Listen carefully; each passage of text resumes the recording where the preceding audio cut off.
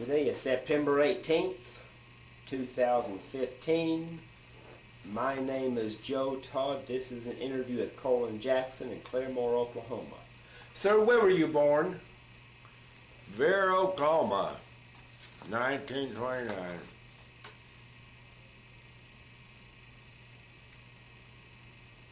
What month and day? 14th September. 14 September. Okay. Who was your father? What? Who was your father? What was his name? Mac Jackson. Mac Jackson. And your mother? Lily Jackson. What was her maiden name?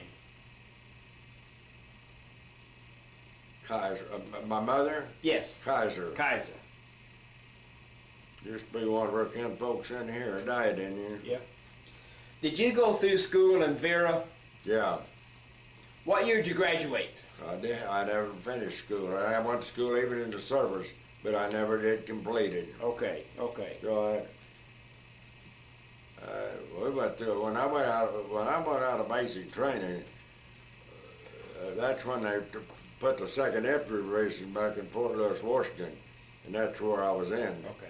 For months. We went to school. You could do about anything, but every time I tried to hook up on that, taking a course at school, they'd say something that ordered me to do something else, or I'd be moving, going out, or doing something different, where I couldn't make that classes in. Mm-hmm.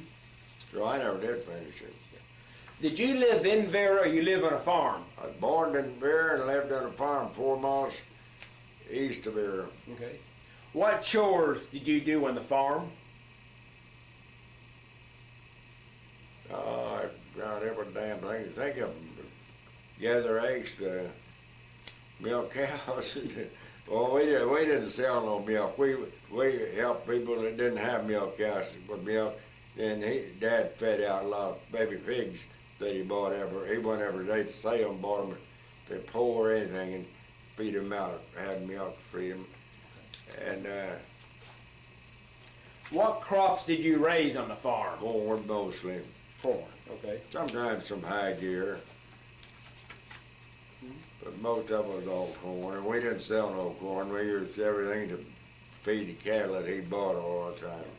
He went to sale every Saturday.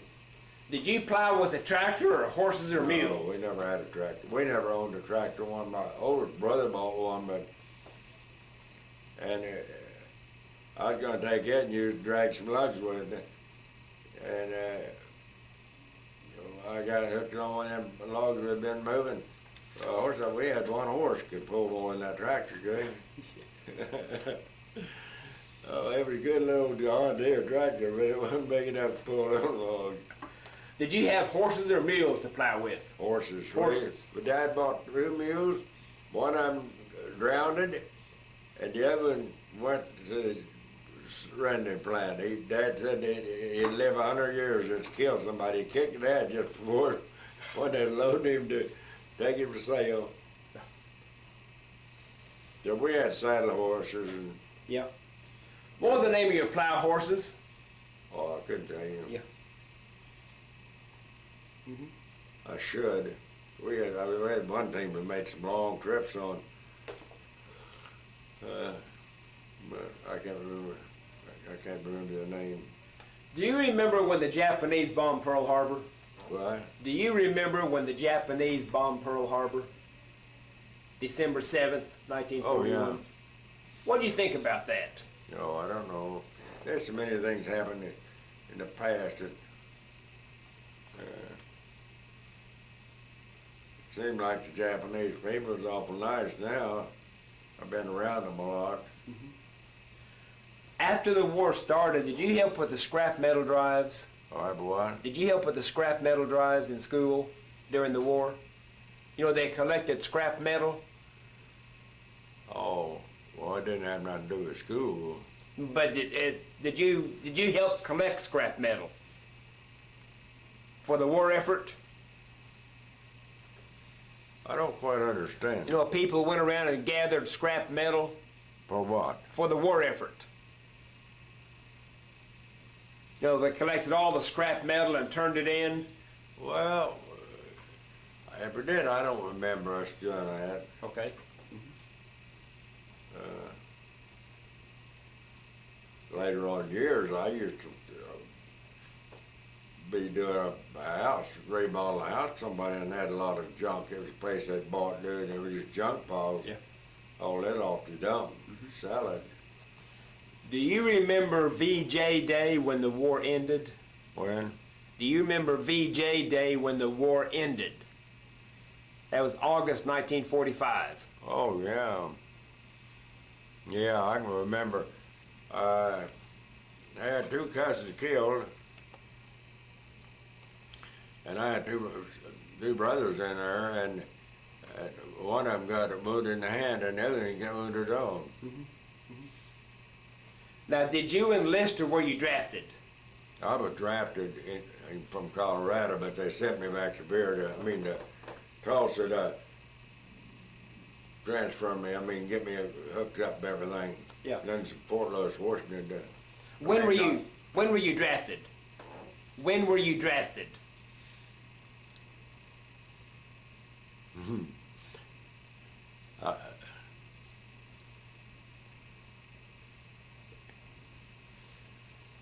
My God, I can't remember that.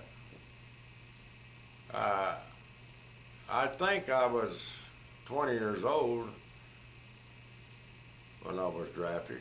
It'd be about 1949? Probably. Yeah, okay. Where'd you go for your basic training? Fort Jackson, South Carolina. Tell me about basic. About what? Tell me about basic training. But nothing to me, because I was in good shape of working on a farm, but a lot of them had to watch them. They didn't get too hot or couldn't make enough. But I never had any problem with. How long basic last? How long did basic last?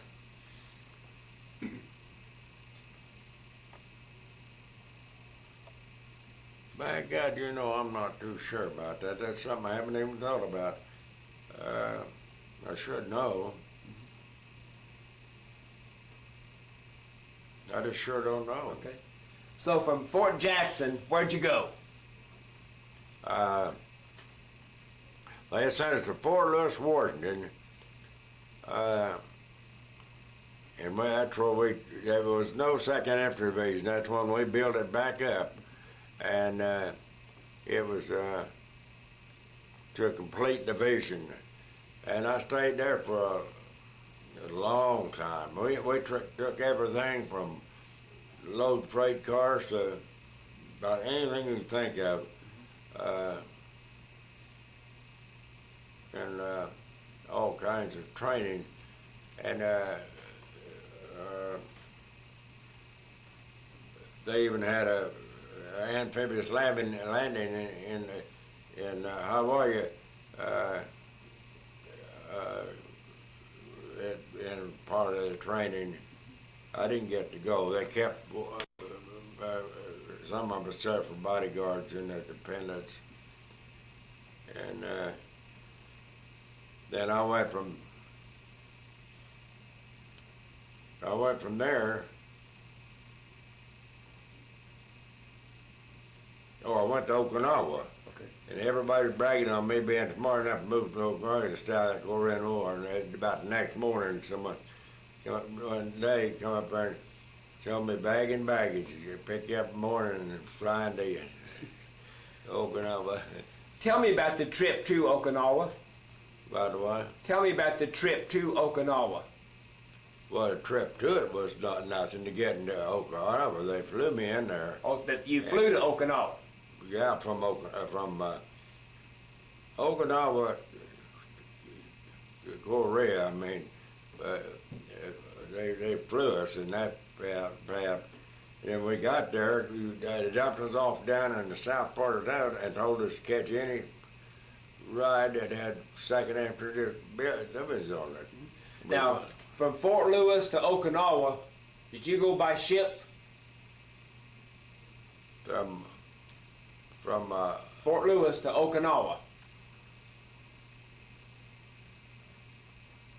Yeah, we went on ship. Okay. Tell me about that trip. Oh, it was a good trip. We didn't have any. Me and one of my buddies, we volunteered to peel potatoes so we'd get out of something to do and then more feed. But we never, we ran into a storm at some place before we got there, and it was kind of bad, but didn't make no difference. Many of the guys get seasick. Yeah. Did you get seasick? Yeah. Okay. So you get to Okinawa, so you get to Korea, and what do you do? Well, when we got there, they told me to catch any vehicle, you know, a truck, an ammo truck or anything that was going north. And I got on it, and they took me right up on the Chinese border. You know, we wasn't there, and all hell broke. Well, it was already. There was too many men ahead of it. I mean, and then the Marines moved out by water on one side, and the other side pulled back, and we were sitting right in the middle of it. And we just started moving back, and that's where we lost many men at. A lot of them. It's just terrible. So you retreated down in Korea? Yeah, well, back from the Chinese border, we just went a little ways, and then that's when MacArthur was going to put an atomic bomb on them, and then they relieved him from duty and everything because he was doing that. But it was kind of coming down when I left. Yeah. It's when the very first thing is when there was so many men lost. What unit were you in the 2nd Infantry? Do you recall? What? What unit were you in the 2nd Infantry?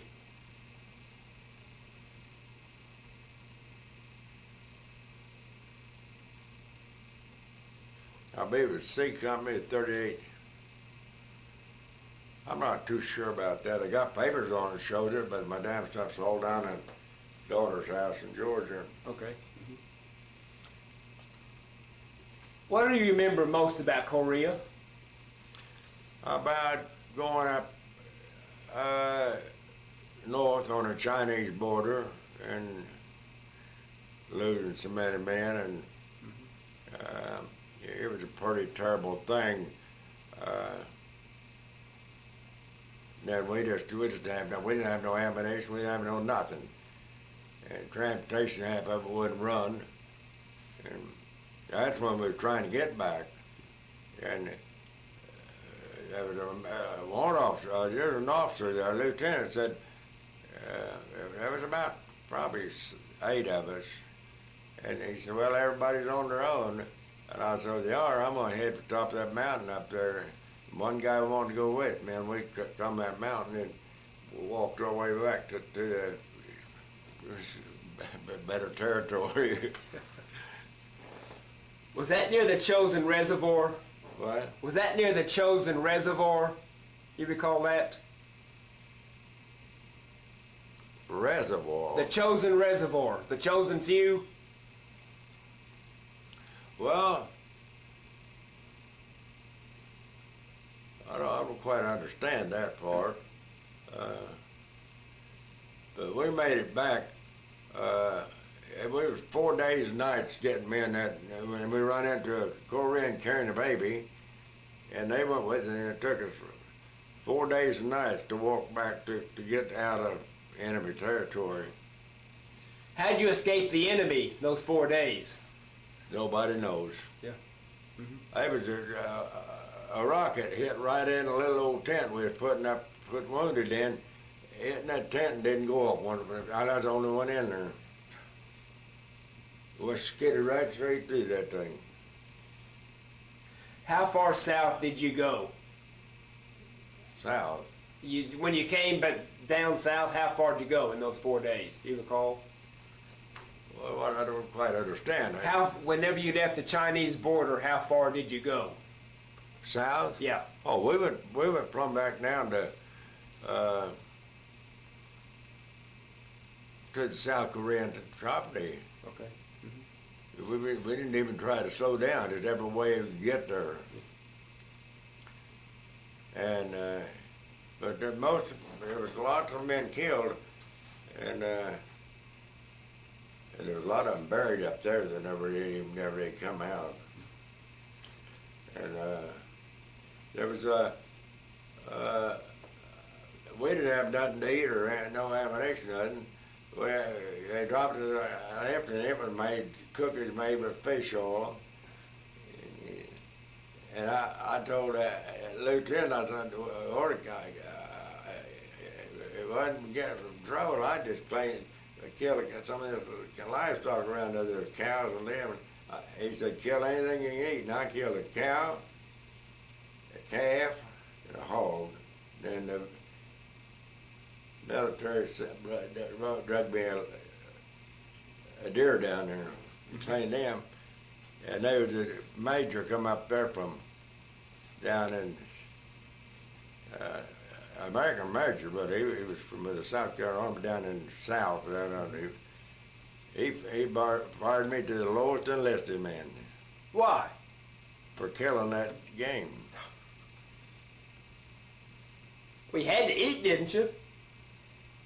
Well, I tell you, General DeShazo found out about it, and he sent his driver and his aide down there tell me to pack my clothes and move up over them, and I'd get promoted back every 30 days. So you get promoted back up? Yeah. Did you know General DeShazo? What? Did you know General DeShazo? Oh, yeah, I know him. I was his bodyguard for 4 months. Tell me about him. Well, I mean, I couldn't tell you nothing about him because I didn't know anything about him. I just know he was a good person. And never had no problem with him anyway. So whenever you got south, did you move back north when you regrouped? Would you what? Did you move back north when you regrouped? I mean, after we got back south, Yes. Well, not across the border of North and South Korea. Stayed south of that. You get to the 38th parallel? Yeah. Okay. What'd you do there? Well, I didn't do nothing there much. There wasn't much going on. I mean, they was having some little bit of problems up there, but not after that. I was there about 10 months. There wasn't much going on. I mean, far as a lot of action. What'd you do as General DeShazo's bodyguard? What? What'd you do as a bodyguard for General DeShazo? I seen to it that he had something to eat, and nobody could go in his van when he had a van he lived in. And then sometimes we'd get them prisoners there with a guy that checked on them was a Korean. Then he wanted me to be right with him when he was going through that stuff. Okay. Monte Joe. Monte Joe? That was his name. Yeah. How long were you in Korea? I think a total of about 12 months, but I was back in the back about the last 4 months. I even got to go to Tokyo on 5 days leave. What'd you do in Tokyo? Nothing, just drink, eat, and had plenty of women. And I went to the American food place for civilians, and I bought steaks for us one day, enough steaks for all of us. Oh, we had plenty to eat that few days there.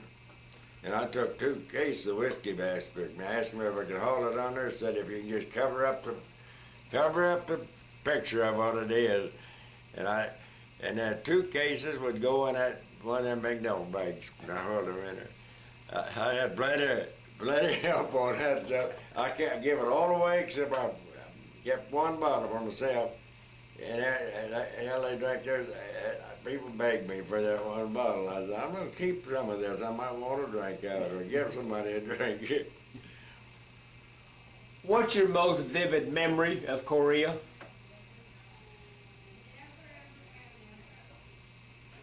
Probably was when we were trying to get out of there. How'd you get out of there? Well, I went up on top of that mountain and went right straight down, and I knew that that was a ridge of a island, and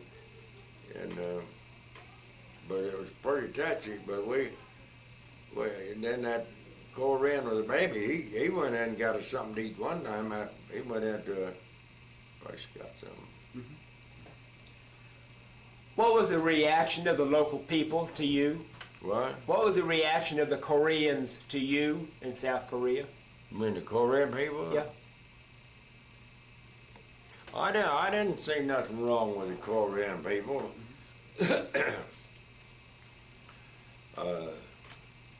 They fought hard, and hell, they wasn't half dressed. So where'd you go? Oh, go ahead, go ahead. We had, when we went back there, we was back a few miles behind the front line. It was on the side of a railroad track where we set up. There was women come down that railroad track, and people trying to get away from North Korea and coming out. You can't believe. They'd have, we was cleaning up a little old building there for some of us to use. And hell, we had it full of women having babies. I've met a lot of these babies around here that was Korean, was adopted, you know. If they couldn't find no mother or father, they did. And there was plenty of them. I found it. I think it was about 6 under a brush pile one time. Whole dugout and then a brush pile over it. What, they just been abandoned? What? What, they just left the babies there? An old woman, too old to take care of herself, was trying to take care of them.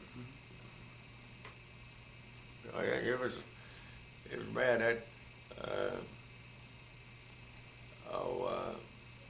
That Major Laurie, he was a guy I ran into more places, and anyway, he was our company commander when I took basic training.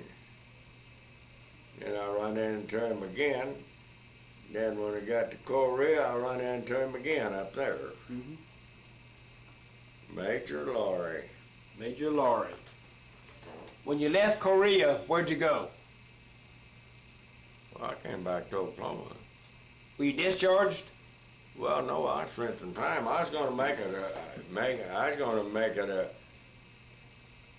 a retirement deal, and I was going to a gal and got her pregnant, so I married her, and then after that, I decided to just get out. Okay. I was in 7 years. And where'd you settle when you got out? You come back to Vera? Yeah, but I worked mostly in Tulsa and Oklahoma City, but I worked all over. I'd go any place. I worked in Alaska, and when I had that ride up there in D.C., I worked on that thing. What kind of work you do? Carpenter work. Carpenter work. I mostly built. Actually, later on, I got to where I only done doors and hardware. I subcontracted from a general contractor. You recall when you got your discharge? What? When were you discharged? Well, it was 7 years after, like a few days, being 7 years after I went in. About, what, 56? Yeah. Would you join the Army again? Well, I really don't know. It didn't bother me because I was being drafted. I didn't really think too much about it. I just don't know if I would or not. I see people do it, and I'm new, you know, and that's it's just something everybody has to make up their own mind for. Yeah. A lot of people go in there that make a career of it. Ain't nothing wrong with it they do, and ain't nothing wrong with it they don't. Today, when you hear basic training, what do you think of? Well, you're doing basic training? Yeah, when you hear basic training, what do you think of? What are you doing basic Yeah. training? Mm-hmm. Well, mostly it's march over long distance stuff and camp out in the jungles and we even crossed water covered hills, water up to there, all kinds of things which would just make like war, but it was just we did everything from and in the rifle hunting was the same way. Well, we had guys that were during jail time. They'd even make them shoot. They'd put them on the range to take fire rifles and have another guy standing behind him so he couldn't get mad and he'd shoot nobody. What do you think of Harry Truman?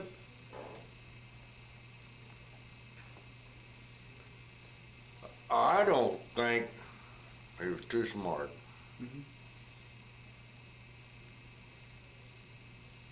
I think he was just about the dumbest general we probably ever had. I mean, president. Yeah. What about Douglas MacArthur? What do you think of him? MacArthur? Yeah, I kind of liked him. How about Dwight Eisenhower?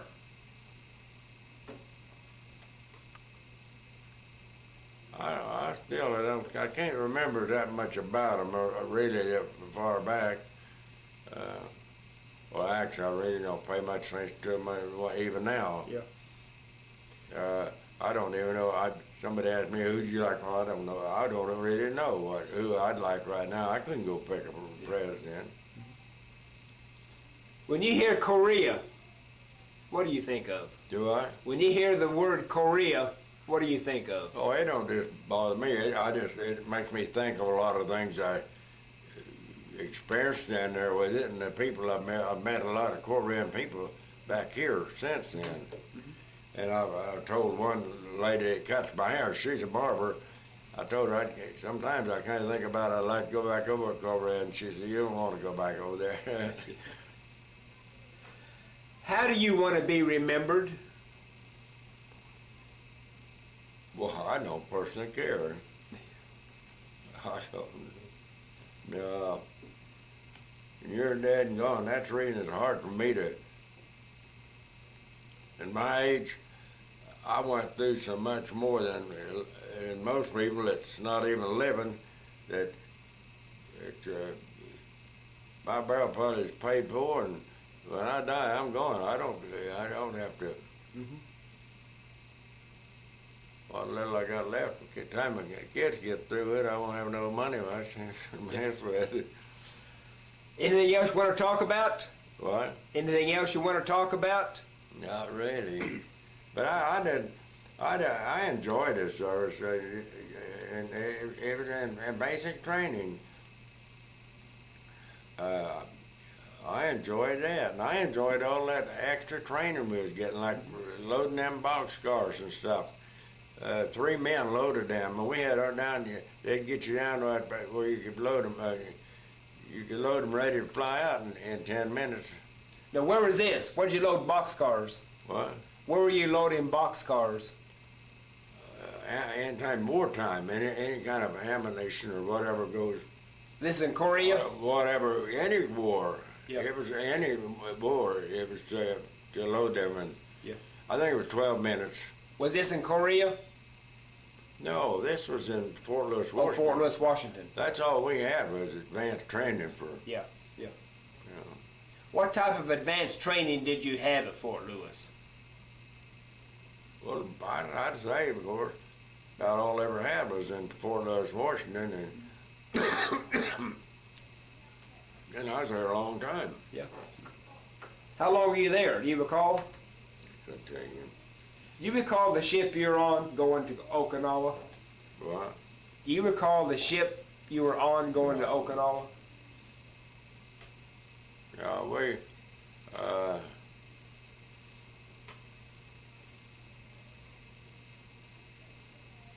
keep trying to think.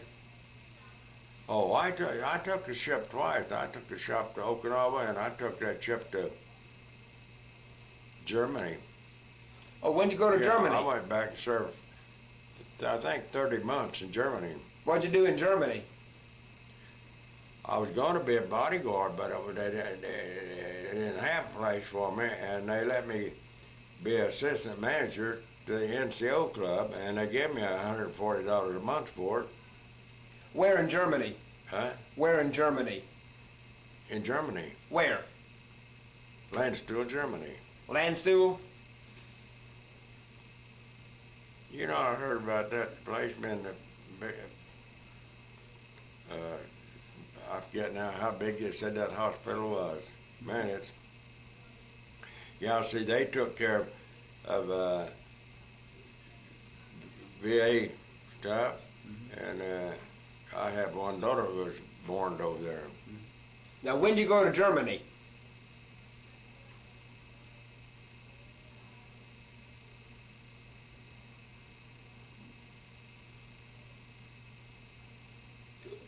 I don't know. I remember